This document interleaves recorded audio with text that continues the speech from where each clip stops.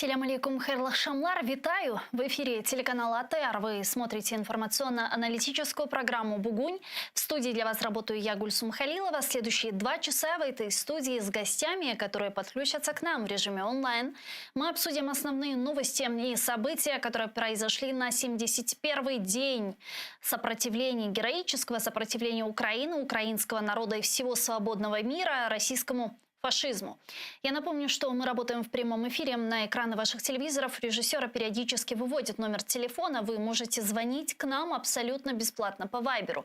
+3 8067 63 46 130. А также можете присоединяться по скайпу atr.tv. Это наш адрес. Звоните, задавайте ваши вопросы. Нам крайне важен ваш голос. И не забывайте подписываться на наш YouTube-канал. Там мы вещаем как в онлайн-режиме, так выкладываем самые интересные фрагменты из наших эфиров. Выкладываем практически все наши программы в записи. Не забывайте ставить лайки под нашими программами. Это важно для продвижения нашего YouTube-канала. Ну что ж, этот блок я бы хотела начать со следующих новостей. Главнокомандующий Вооруженных сил Украины Валерий Залужный сообщил о переходе сил обороны Украины к контрнаступательным действиям на Харьковском и Изюмском направлениях. Цитирую.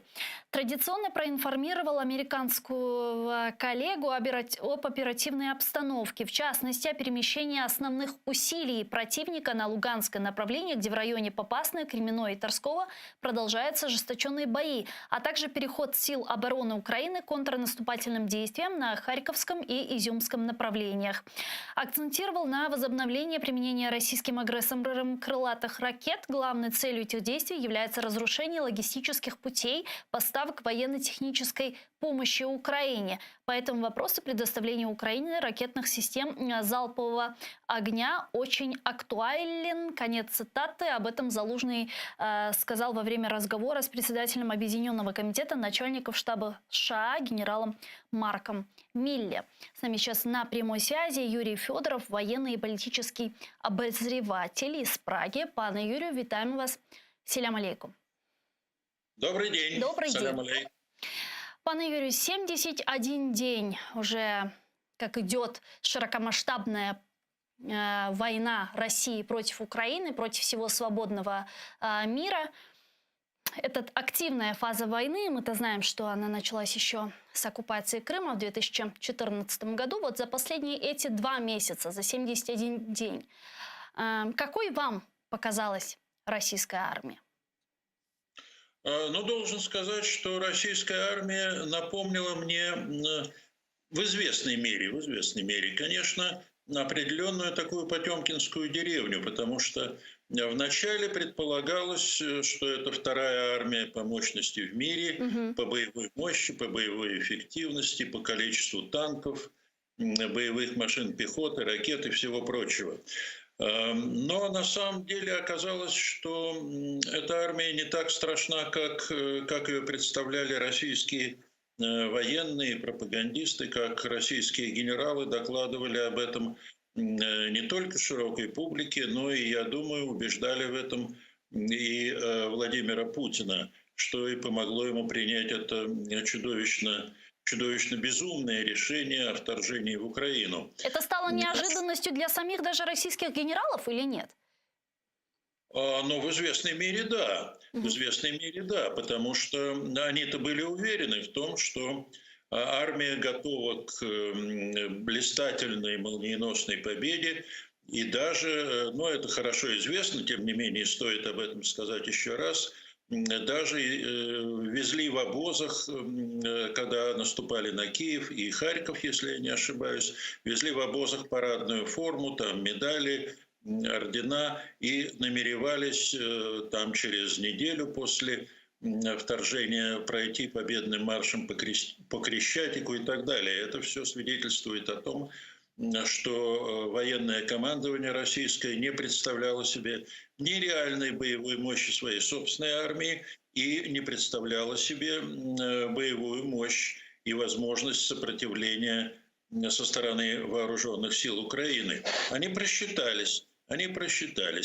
Но при этом я не склонен считать, что российские вооруженные силы, российская армия — это некая такая вот совершенно беспомощная и неопасная структура. Она до сих пор сохраняет опасность. Хотя, может быть, такую непосредственную угрозу штурма Киева, Харькова и других крупных городов сейчас нет, но тем не менее пренебрегать, недооценивать врага – это всегда опасно. Это более опасно, чем, скажем, даже переоценивать боевую мощь противника. Но смотрите, до сих пор продолжаются эти безобразные совершенно ракетные обстрелы крупных городов, транспортных узлов, террор в отношении мирного населения, ну и так далее. Так что Украине, в общем, к сожалению, предстоит еще немало тяжелых боев. А скажите, как я думаю. а в России осталось много боеспособных частей, которые они могут перенаправить на Украину? Вот это вопрос, конечно, очень важный, потому что, вы знаете, вот 23 февраля Россия сосредоточила на границах с Украиной примерно 2/3 боеспособных частей сухопутных войск и воздушно-десантных войск, то есть тех войск, которые воюют непосредственно на земле. Значит, это примерно 120 так называемых батальонно-тактических групп. Сейчас на земле Украины, по данным американской разведки, например, воюет 92 батальонно-тактических группы. По данным Генерального штаба Вооруженных сил Украины, немножко меньше, 85 или 87 батальонно-тактических групп.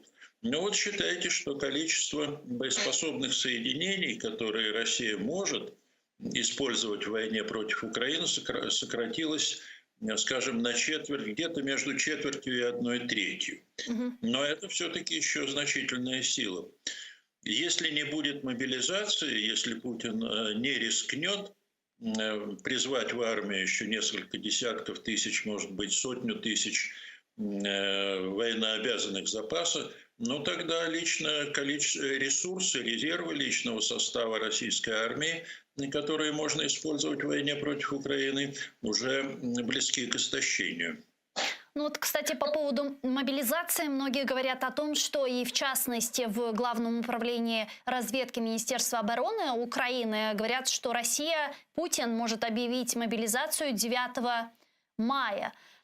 Какова вероятность, что он пойдет на это? Что это будет означать? И наоборот, не ухудшит ли это внутриполитическое состояние в самой Российской Федерации? Вот вы очень правильно поставили вопрос, потому что, с одной стороны, как я думаю, генералитет российской армии настаивает перед Путиным на том, чтобы он объявил мобилизацию и позволил бы призвать в армию еще, как я уже говорил, порядка 100 тысяч человек. Но при этом возникают серьезные внутриполитические проблемы, потому что ведь призывать придется людей, уже отслуживших военную службу, имеющих соответствующую квалификацию военную, имеющих определенные навыки и умения военные, механиков, водителей танков, наводчиков, артиллерийских орудий. Но кто эти люди? Это ведь уже достаточно взрослые мужчины, скажем, в возрасте от 23, наверное, до 35 лет. Они имеют семьи, они имеют, в большинстве своем, наверное, не имеют определенные жизненные планы и совершенно не готовы отправляться на фронт в Украину, потому что, помимо всего прочего, там могут и убить. Война ведь это не только готовность убивать противника, но и готовность умирать самому. Если говорить о вооруженных силах Украины, да, они высоко мотивированы, люди понимают, за что они сражаются, понимают, что они сражаются за свою родину, за свои семьи, за свою жизнь, наконец. А за что будут сражаться и умирать российские военнослужащие, вот это не совсем понятно. И мы знаем хорошо знаем из перехватов, скажем, Главного управления разведки Украины, Вооруженных сил Украины, что настроение и боевой дух в российской армии, которая воюет в Украине, он крайне низок.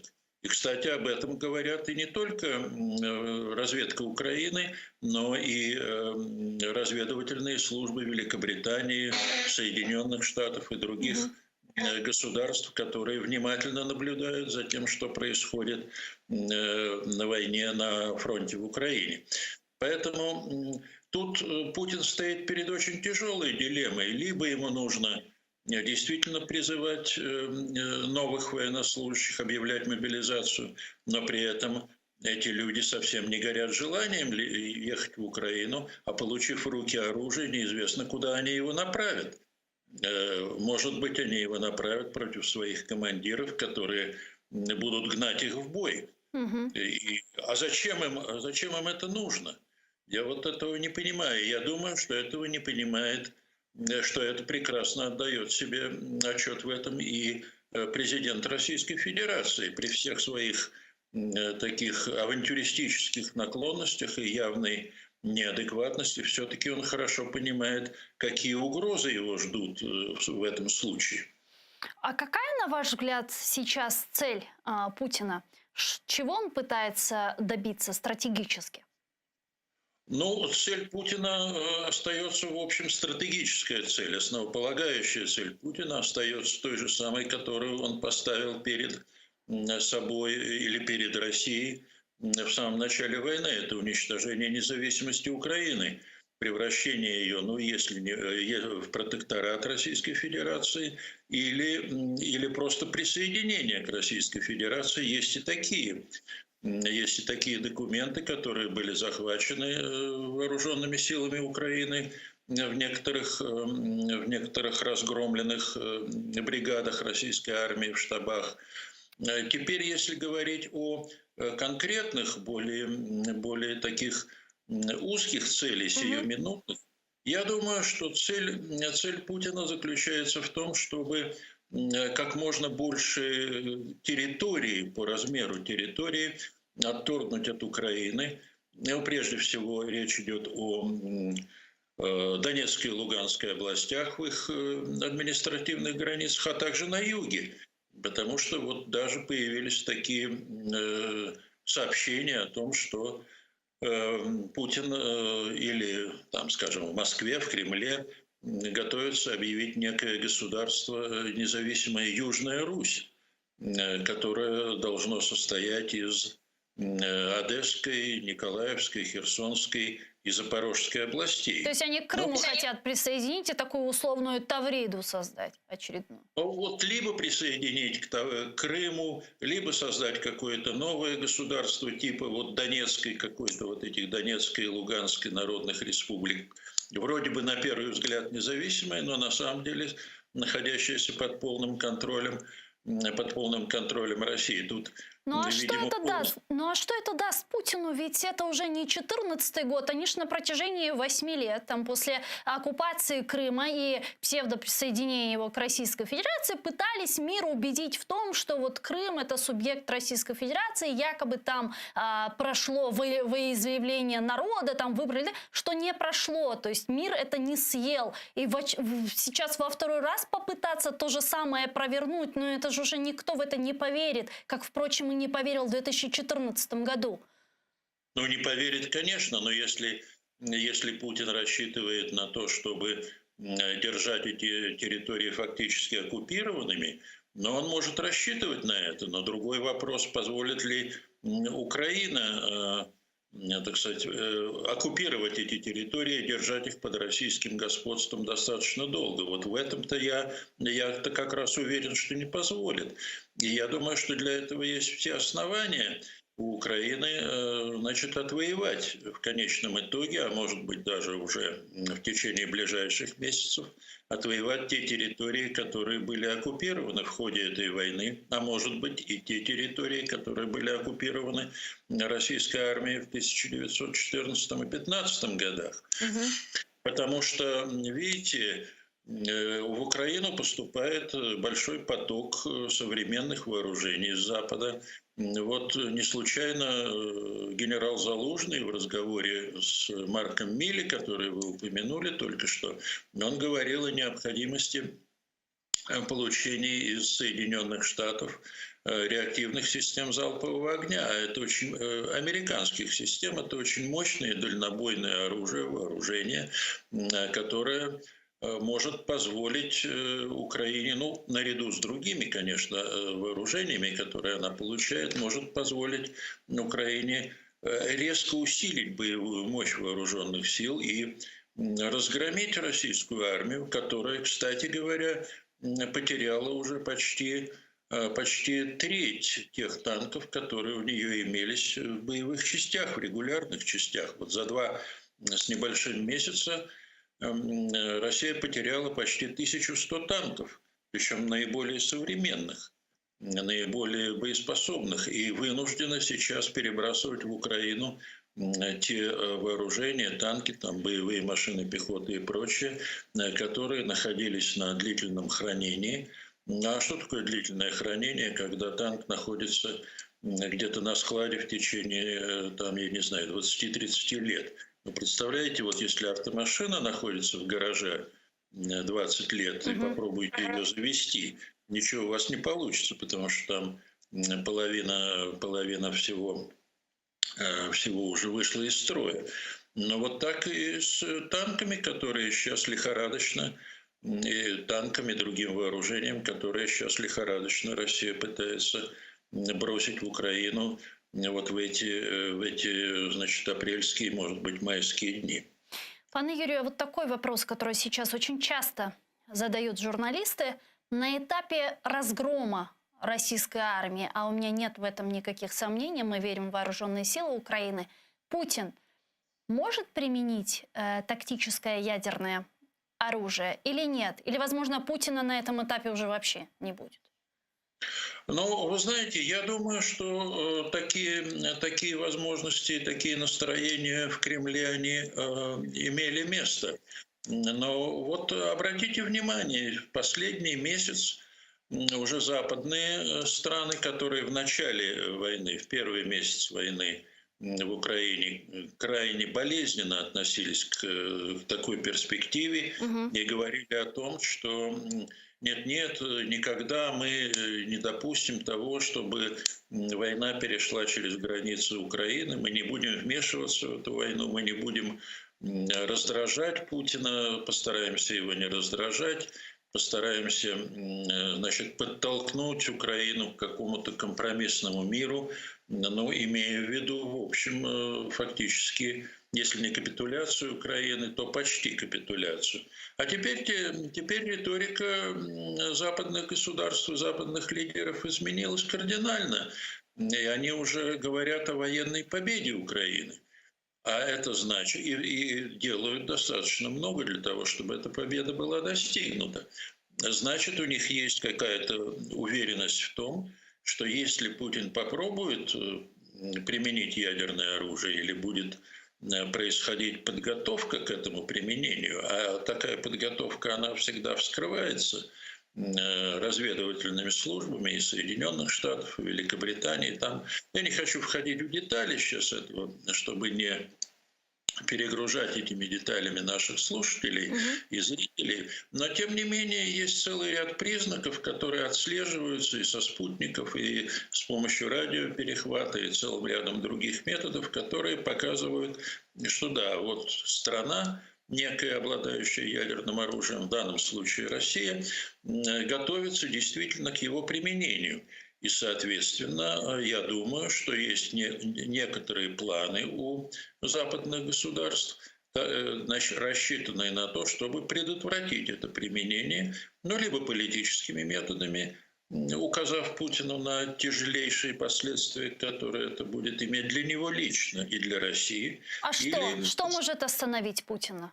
Потому что о последствиях, о превентивных мерах предупреждали еще до начала полномасштабного вторжения в Украину, предупреждали о санкциях, но это не остановило ведь Кремль.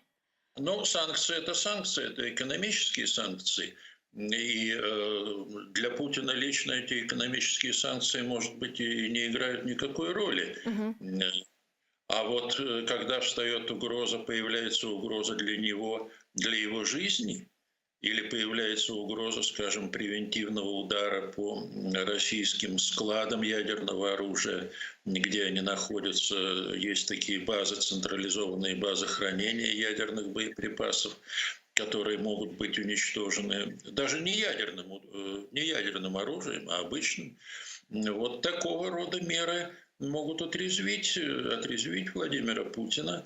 Я уж не говорю о том, что нет уверенности, что российские генералы, понимая всю катастрофичность для России, для них лично, вот тут важно понимать, что применение ядерного оружия лично угрожает жизни российской верхушки. Ну, как, впрочем, и жизнью рядовых граждан России. Ну, и это тоже может их остановить. И, в общем, это крайне рискованное решение для Путина, и я думаю, что он воздержится от таких решений. Кстати, вот по поводу генералов и по поводу окружения Путина, как вы думаете, осталось ли вокруг Путина вот те люди, остались ли, которые могли бы на каком-то этапе прийти и к нему сказать: мы проиграли, надо капитулировать? Я думаю, что таких людей пока в российском в окружении российского президента пока нет. Но посмотрите, как вели себя члены Совета Безопасности России 21-го, по-моему, Да, это было. абсолютно унылое зрелище было, особенно наружки. Чудовищное было зрелище. И вот эти, понимаете, люди, которые просто дрожали от страха перед вот этим вот невысокого роста, маленького роста таким лысоватым человечком, они представляют, я не уверен, что они могут действительно реально выступить против Путина и сказать «пора». Вот знаете, я смотрела это заседание Совета Безопасности России, я-то думала, что в Кремле там и в России управляют умные люди, а оказалось, что нет. Да, есть такое понятие, называется оно отрицательная селекция, при котором подчиненный не может быть умнее начальника. Вот такая вот закономерность в бюрократических системах, в авторитарных режимах, когда какой-то начальник, какой-то руководитель, он всегда подбирает исполнителей своей воли, но своих решений, но старается не держать при себе людей, которые могут быть более умными или более решительными или более способными, потому что они представляют для него угрозу. И вот это вот приводит к тому, что вся бюрократическая вертикаль в России, она как-то деградирует, просто деградирует в силу вот природы режима. Да, и вот так сложилось. А российский народ, 140 миллионов населения Российской Федерации, вот как вы думаете, они виноваты в том, что происходит сейчас в Украине? Это сложный вопрос на самом деле. Да, если говорить скажем, об определенных аналогиях между путинской Россией и, скажем, нацистской Германией, да, население виновато. Я не знаю, все, не все, тут вопрос сложный. Но, скажем так, подавляющее большинство несет ответственность за то, что Путин 20 лет находится у власти, что практически нет каких-то реальных проявлений сопротивления политике Путина, особенно вот в условиях войны, нет сопротивления войне, нет антивоенного движения. И это сразу ставит вопрос, может быть, не о юридической вине населения, но о политической и моральной ответственности. Это немножко разные вещи, потому что вина предполагает уголовное наказание, а ответственность предполагает наказание политическое, или экономическое, как это было, скажем, после поражения нацистской Германии. Я бы так ответил на этот вопрос. До тех пор. А это можно изменить? До каких пор это может продолжаться? Или неужели Население России настолько оболванено тем же Соловьевым, Скобеевым, Киселевым, или не только в этом проблема? Я думаю, что проблема не только в этом, потому что, хорошо известно, скажем так, не очень хорошо, может быть, но для специалистов специалистам это известно, что пропаганда всегда эффективна в тех случаях, когда она соответствует настроениям, каким-то ожиданиям той аудитории, на которую она направлена. И я-то думаю, что сам тот факт, что Путин в течение 20 лет пребывает у власти, означает, что он отвечает настроениям, ожиданиям каким-то российского населения, в большинстве своем. И это говорит о том, что население, народ России, или население, как угодно, оно нашло в Путине того вождя, которого оно хотело иметь.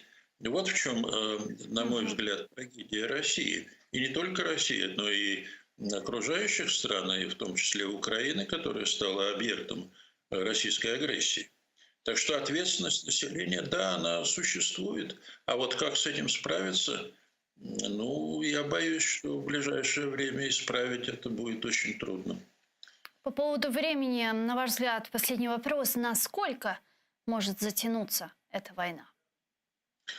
Война затянется до тех пор, пока Россия будет иметь возможность ее вести. Я думаю, что такая возможность у России будет исчерпана где-то к середине лета, может быть, к концу лета, когда, с одной стороны, будут исчерпаны и доступны резервы личного состава, с одной стороны, будут исчерпаны ресурсы вооружений, и, кроме того, начнут проявляться в полной мере, начнет проявляться действие экономических санкций. И когда одно за другим крупные предприятия, да и не только крупные предприятия, будут вынуждены останавливать работу из-за того, что будут исчерпаны запасы комплектующих, сырья и так далее, импортных комплектующих. И в результате просто будет не хватать тех деталей, из которых должно собираться и собирается сейчас какое-то оборудование, там товары широкого пользования и так далее и тому подобное. Когда будут исчерпаны имеющиеся на складах запасы оборудования, необходимого для производства. И это, по оценкам многих достаточно квалифицированных экономистов, уже будет проявляться в середине лета и особенно проявится к концу лета. Дякую вам дуже, пане Юрію. Спасибо большое, что нашли время и подключились к нам в эфир. Спасибо. Юрій Федоров, військовий та політичний оглядач з Праги, був з нами на прямому зв'язку. А я напомню, что мы работаем в прямом эфире. На экраны ваших телевизоров режиссера периодически выводят номера телефонов. Вы можете звонить к нам абсолютно бесплатно по Вайберу. +3 8067 63 46 130. А также можете присоединяться по скайпу atr.tv. Это наш адрес. Звоните, задавайте ваши вопросы. Если вам есть что сказать, нам важен ваш голос. И не забывайте подписываться на наш YouTube-канал. Там мы вещаем как в онлайн-режиме, так и выкладываем самые интересные фрагменты из наших эфиров. Выкладываем практически все наши программы в записи. Если вдруг вы не успели посмотреть в прямом эфире, можете заходить на наш YouTube-канал, смотреть в записи. И не забывайте ставить лайки. Это важно для продвижения нашего YouTube-канала. Таким образом, больше людей смогут посмотреть и увидеть наши программы. С нами сейчас на прямой связи Віталій Шведов, аналітик, керівник військово-цивільної адміністрації в 2015-16 роках, радник голови Луганської облдержадминистрации, должен был быть с нами на прямой связи по телефону, но я так понимаю, что у нас небольшие технические неполадки, но я рада приветствовать пана Михайла Гончара, который с нами сейчас на прямой связи, експерт з міжнародних енергетичних та безпекових відносин, президент Центру глобалістики «Стратегія 21». Пане Михайло, вітаємо вас, салям алейкум, слава Україні! Героям слава! Алейкум ассалам! Пане Михайло, хотели поговорить с вами об эффекте международных санкций, которые ввели в отношении Российской Федерации, когда мы и Россия непосредственно почувствуют результаты, почувствуют эффект этих санкций. Сейчас Европейский Союз готовится принять 6-й пакет, но тем не менее, если говорим о принятых уже 5. Ну, если мы говорим о принятых 5, то мы видим, что срабатывает эффект удава, эффект анаконды.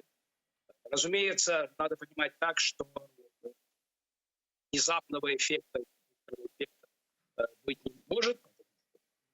Кое-какие запасы, которые используются.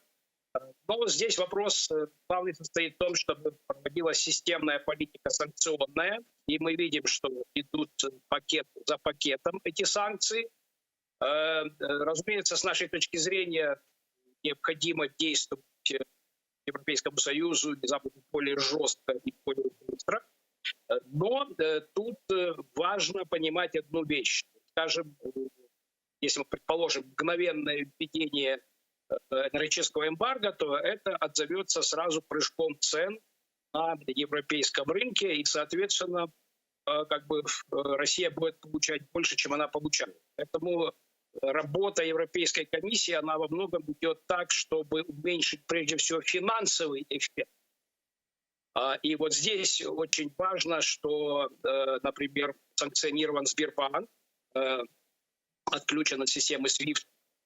И, разумеется, вот должны быть вот эти все действия, связанные с непосредственным логистическим эмбарго.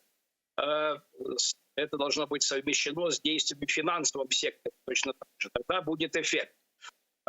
Ну, надо понимать так, что Европейская комиссия, конечно, совершенный бюрократический механизм. Это так, но очень медлительный, очень неторопливый и во времени 70 дней вторжения России, 70 дней действий. А Европейский Союз все еще санкционными пакетами. Ну, таковы реалии. Ну а почему так осторожничает, на ваш взгляд, Европейский Союз непосредственно в вопросе введения эмбарго, полного эмбарго на российскую нефть? Неужели настолько там не диверсифицированы поставки газа и нефти с других стран?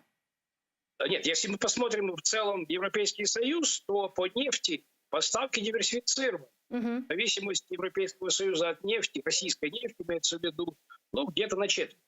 Другое дело, что когда мы говорим Европейский Союз, это одно, а когда мы опускаемся на уровень стран-членов, это другое. Там картина совершенно разная. Так. Если, к примеру, целый ряд стран, страны Балтии, Финляндия, Польша говорят четко, что отказываются от российской нефти, а, собственно говоря, некоторые российской нефти вообще не используют. Если взять Эстония, Латвия, там просто нет нефтепереработки. В Литве она есть, она с 2006 года приватизирована польской компанией «Орлен». Но вот пример Польши – это рафинированный пример того, как надо делать. Потому что когда поляки говорят о том, что они откажутся от российской нефти в ближайшие месяцы, в августе, кажется, то это результат не только работы этих 2 месяцев, это результат уже работы последних лет, потому что польская политика государственная была направлена на то, чтобы полностью отказаться от российских энергоресурсов. Вот в мае они прекращают импорт угля. Для них это не будет сложно. В октябре будет запущен газопровод для норвежского газа, и к концу года они прекратят импорт российского газа. По нефти то же самое. Поэтому это рафинированный пример того, как надо... Германия, Венгрия, Австрия – это совершенно другие примеры.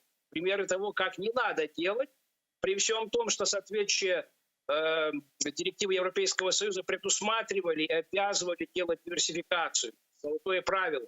И больше 1/3 с одного источника энергоресурсов, неважно, нефть, газ. Но, тем не менее, это не взяли во внимание, проигнорировали время большого бизнеса, но теперь имеют проблемы.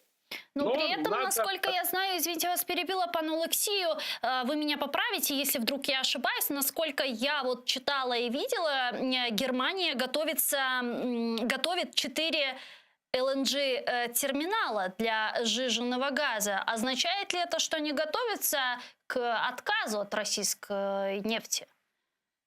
Но если они их построят, это будет означать подготовленный к отказу. Это же не новая история. То есть это история еще там где-то 2018 года, когда времена Трампа Соединенные Штаты предлагали реализовать проекты, они были подготовлены в Брансбютеле и в Вильгельмсхафене, это на североморском побережье Германии. Ну, в принципе, как бы Германия и Меркель, и теперь Шольц не торопились это делать, потому что, ну, зачем? Потому что есть дешевый российский Северный поток-2 строим там и так далее.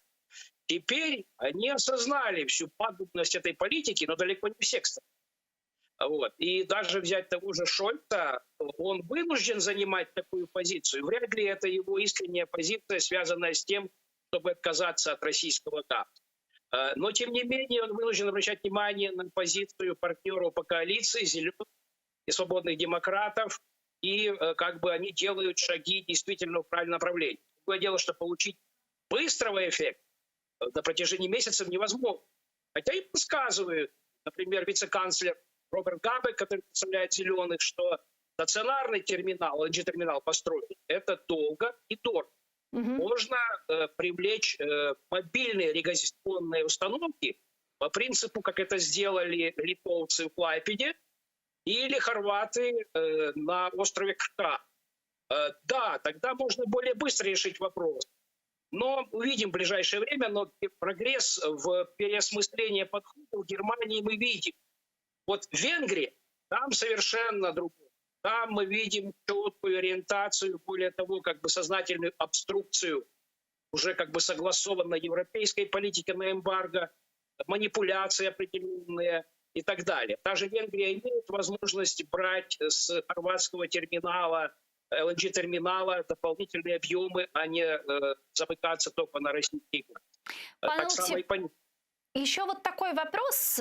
Муссируется такая теза, что неспроста министр иностранных дел России Лавров недавно так критически высказывался по отношению к Израилю, а делал это он специально для того, чтобы угодить вот странам исламского мира, непосредственно Саудовской Аравии, чтобы те не увеличивали количество добычи нефти, так тем самым не давали возможность Европейскому Союзу еще больше диверсифицировать поставки газа и нефти с других стран. Вот есть ли жизнь в такой тезе? Ну, наверное, как такая информационно-пропагандистская спецоперация, это может сработать, несомненно. Но все-таки давайте исходить из того, что Саудовская Аравия – это не Иран. Иран провозглашает ликвидацию израильского государства как новость. Все-таки арабские страны Персидского залива занимают вследствие естественной эволюции отношений другую позицию, более осторожную. Она не является такой радикальной экстремистской, как Ирана. Тем паче, что в Саудовской Аравии и Ирана свои давние отношения, давняя война. Но несомненно, что тут как бы идет несколько другая игра. А именно, Саудовская Аравия недовольна Соединенными Штатами, что Соединенные Штаты оказывают недостаточную помощь в отражении внешней агрессии, которая осуществляется Ираном, но через йеменских проксис, хуситов, которые не скрывают свое намерение, в сути, ликвидировать монархию в Саудовской Аравии. Они бьют по аравийской нефтяной инфраструктуре, и в этом смысле как бы это выгодно и Ирану, и России, потому что любая нестабильность на заливе, Персидском заливе, или Арабском заливе, как его называют, с другой стороны залива, а Саудовская Аравия игрок номер один, не номер один сейчас, но и не номер два на мировом нефтяном рынке. Поэтому дестабилизация Саудовской Аравии автоматически означает подъем цен. И в этом смысле, конечно, Саудовская Аравия сейчас как бы не солидаризирована с американской позицией, потому что она хочет больше от американцев. а получить не может. Там есть вопросы, конечно, и к американской политике в заливе. Она уже далеко не та, которая была там многие годы, десятилетия, когда Соединенные Штаты получали из Персидского залива львиную долю необходимой нефти. Сейчас Соединенные Штаты как бы по нефти практически самодостаточны. Эволюция сланцевой нефти к этому привела. Конечно, меньше уделяют внимания делам в Персидском заливе. И в этом смысле саудиты достаточно четко обозначили советнику по вопросу национальной безопасности Джейку Салливану несколько недель тому назад, что, мол, рассчитывать на то, что Саудовская Аравия пойдет навстречу пожеланиям Соединенных Штатов увеличить добычу нефти, не приходится, пока, мол, не будут решены наши вопросы. Поэтому этот вопрос еще находится в таком как бы непубличной и непубличной дискуссии. И я думаю, что все-таки здесь как бы Россия тоже пыталась воспользоваться ситуацией, чтобы... она действует всегда по принципу «разделяй и властвуй». Чем больше конфликтов между разными странами внутри Европейского Союза, между Соединенными Штатами и Европейским Союзом, между Штатами и странами Персидского залива, тем она считает, что и легче будет достичь, так сказать, своих целей. Но не думаю, что так получится. Это скорее некий ситуативный успех, может быть. А с известным ляпом Лаврова, я думаю, что как бы здесь он явно перестарался. Эффект мы уже видим, и он негативный, и это только начало. И, пану Алексею, последний вопрос. Буквально у нас 2-3 минутки до завершения нашей беседы. Почему вы называете меня Алексеем? Пане Михайло, извините, пожалуйста, у меня просто... Да, простите, пожалуйста, у меня просто следующий гость, у меня, видимо, в голове. Пане Михайло, простите. Вы один из немногих аналитиков еще до начала полномасштабного вторжения России в Украину, с которым я беседовала, и который говорил, что такая возможность и такая вероятность очень высокая. Мы с вами неоднократно об этом говорили и обсуждали в наших эфирах и в наших беседах. Что и произошло, к сожалению. Как вы видите дальнейшее развитие событий? Мы видим то, что Россия делала, собственно, ставку на силовые методы решения международных вопросов, и в частности то, что касается Украины, и прежде всего Украины. Поэтому как бы испытывать здесь иллюзии по поводу того, что некий следующий пакет санкций принесет умиротворение агрессора, не приходится. Он принесет ей новый дискомфорт, новые проблемы, но принуждение к миру произойдет вследствие более жестких акций силового характера, более жесткого и беспощадного сопротивления со стороны Украины. И, собственно говоря, мы увидим в ближайшие месяцы жесткие действия со стороны Запада. Вот те действия, которые были как бы, названы проблемными, чтобы там, не провоцировать Россию. Сейчас все видят, что, собственно говоря, провоцировать Россию не надо. Она в любом случае на любые сейчас санкционные действия отвечает новыми там, ракетными бомбовыми ударами. То есть она показывает, самый путинский режим показывает, что он не собирается ничего изменять, поэтому его заставят изменить подходы силовыми действиями, о которых я предпочел бы сейчас не говорить. Но планы есть. Да, думаю, что да, такие планы уже есть, поскольку многие политики на Западе увидели, что вариант там, дипломатия на столе, там разного рода неформальные контакты. Даже можем посмотреть вот активность президента Турции Эрдогана, который как бы является во многом антиподом западным политикам. Она тоже не принесла эффект. Поэтому как бы многие уже убедились, что необходимы жесткие силовые действия. Ну, когда я говорю о жестких силовых действиях, это не означает, что будут нанесены там со стороны НАТО там, ракетно-бомбовые удары по России. Нет, есть более изощренные механизмы, которые еще не применялись. Потому что если российская стратегия и тактика, она как бы такая по старинке шаблонная, слегка перерифтованная советская, то, собственно говоря, западные страны, страны Альянса имеют в своем распоряжении несколько другой инструментарий. И как раз многие приходят к выводу, что сейчас, то, что называется, слуша нагода, то есть подходящий случай все это испытать в натурном виде. Поэтому я думаю, что в ближайшие месяцы будет показатель. Дякую вам дуже, пане Михайло. Чохсагулно, что в наше время подключились к нам в эфир, ответили на наши вопросы. Слава Украине!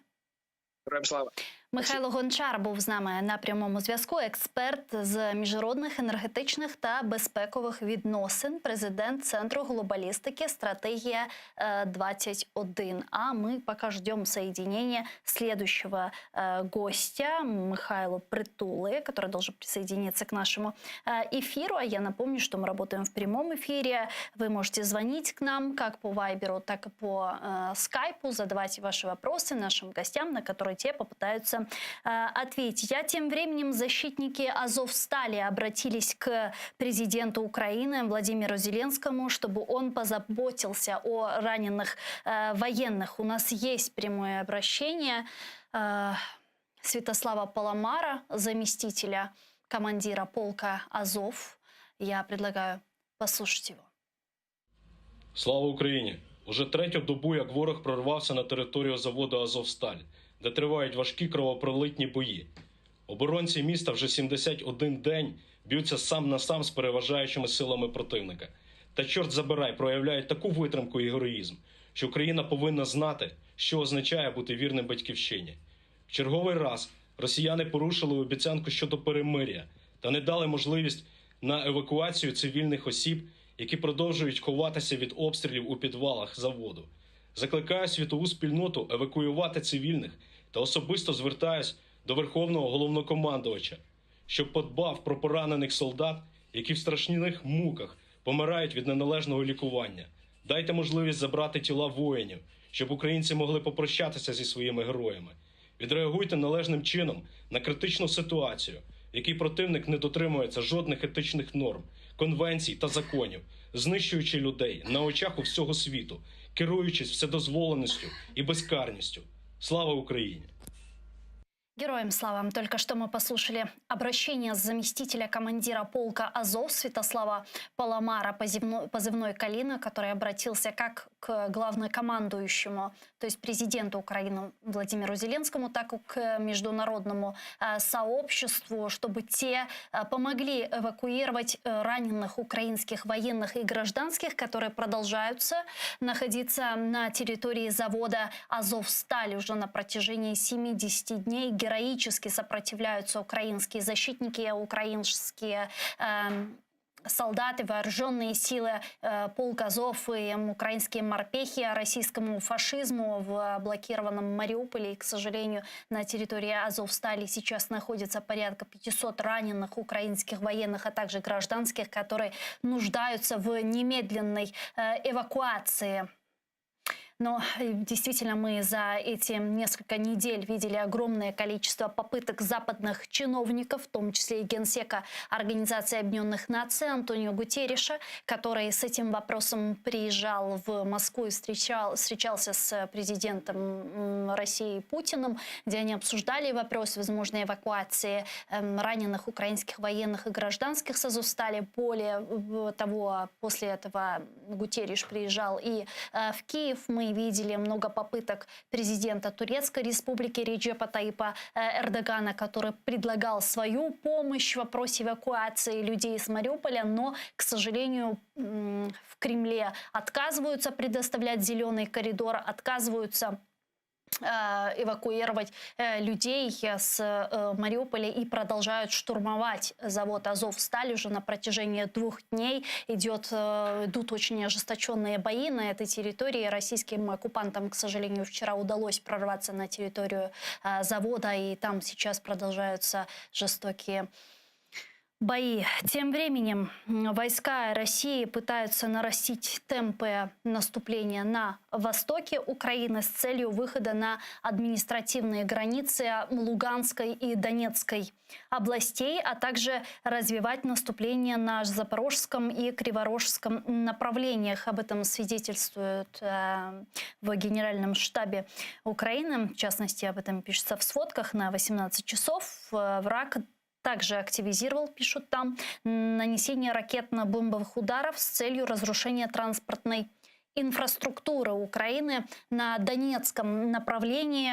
Основные усилия врага сосредоточены на ведении наступления на населенные пункты Лиман, Орехово, Попасная, Великая Новоселка, Гуляй-Поле, Камышеваха и Орехов. В течение дня на Лиманском направлении противник предпринимал безуспешные попытки закрепиться в населенном пункте Александровка. В Северодонецком направлении оккупанты вели наступление в направлении населенного пункта Воеводовка. Успеха не имели. На Попаснинском направлении враг пытался расширить контроль над населенным пунктом Орехово. Успеха также не имеют, сообщили в Генеральном штабе Вооруженных сил Украины. Так, я так понимаю, у нас небольшие технические неполадки. Мы не можем пока что соединить следующего гостя. А пока я бы хотела сообщить, что президент Украины Владимир Зеленский рассказал о телефонном разговоре с президентом Германии Франком Вальтером Штайнмайером, о котором первой сообщила немецкая сторона. Президент Украины Владимир Зеленский об этом телефонном разговоре сообщил в своей странице Twitter. Написал он следующее, цитирую: «Разговор был хорошим и конструктивным. Поблагодарил за мощную поддержку Германии. Ожидаемые усиления. Лидерская позиция Германии важна для противодействия агрессии Российской Федерации. Сообщила о ситуации на фронте, критическом положении дел в Мариуполе». Конец цитаты написал президент Украины Владимир Зеленский. Немецкие СМИ же, рассказывая о разговоре лидеров, по словам пресс-секретаря Штайнмайера, отметили, что Владимир Зеленский пригласил посетить Украину, его и канцлера. Мы знаем, что президент Украины Владимир Зеленский в телефонном разговоре с каждым из лидеров западных держав и не только приглашает их посетить Украину и увидеть непосредственно зверства, которые чинили российские оккупанты в Киевской области, в Буче, в Гостомеле, Ирпене и так далее. Тем временем канцлер Германии Олаф Шольц признал, что не хочет ехать в Киев, пока там не побывает президент Франк Вальтер Штайнмайер, и намекнул, что ждет от Украины шагов навстречу для решения этой ситуации. Посол Украины в Германии же Андрей Мельник раскритиковал отказ Шольца от визита в Киев, отметив, что тот притворяется обиженной колбасой. Сказал Андрей Мельников, чтобы вы понимали, это такой немецкий фразеологизм, который означает притворяться невинно обиженным. Ну а мы продолжим наш эфир, но сейчас буквально через несколько минут эфир продолжит информационная программа «Заман» на украинском языке. Наши журналисты расскажут вам о самых последних и актуальных новостях. После мы вернемся в эту студию и продолжим наш эфир с военным аналитиком, а также традиционно в 19:20 ежедневно к нам в эфир подключается председатель Меджлиса крымско-татарского народа Рифат Чубаров. Не переключайтесь, оставайтесь первым крымско-татарским. Saygılar arkadaşlar, yayınımızın Zaman informasyon programması devam ediyor. Sonra biz bu studiyaga qaytacaq ve sonki aktualiya desilerini muhakkak müzakere edəcəyik. Birinci Kırım Tatar telekanalının ekranları başından ayrılmanız, sonki Rusiya-Ukrayna savaşı etrafındaki haberlerini sizlerge tarif etmege elimizden kelgence erkun şahsi yayınlarımızda tırışmaqtamız. Görüşkence.